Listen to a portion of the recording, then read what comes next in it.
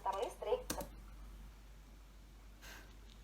Indonesia negara hukum. Assalamualaikum.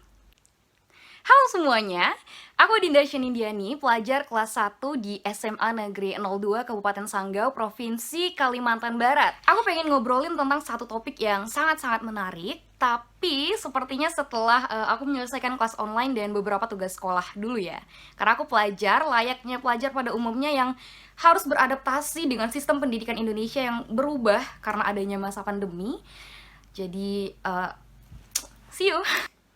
Alhamdulillah semua udah beres. Kita akan nonton satu cuplikan video terlebih dahulu. Oke, ini dia. Ya, perkawinan usia dini adalah pelanggaran dasar hak asasi anak. Perkawinan usia dini membatasi kurang dari hak sebulan anak-anak kasus atas pernikahan di bawah pendidikan, umur di kesehatan, Sulawesi terjadi. penghasilan, Kembali lagi sepasang keselamatan, bocah Pernikahan pendidikan, pelajar di pendidikan, Lombok Timur, Nusa khusus, Tenggara Barat dan meningkat sebagainya. selama masa Sisi belajar kesehatan dari rumah sesuai pandemi dengan COVID-19.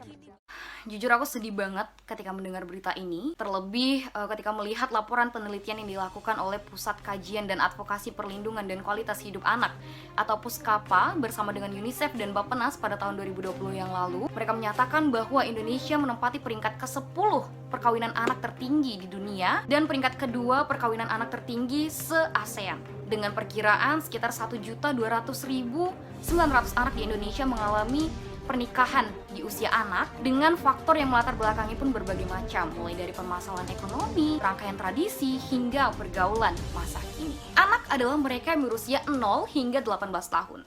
Menikah bukan sekedar mengucapkan janji suci untuk saling mencintai sehidup semati, melainkan ada berbagai macam aspek yang harus diperhatikan sebelum kita memutuskan untuk menikah.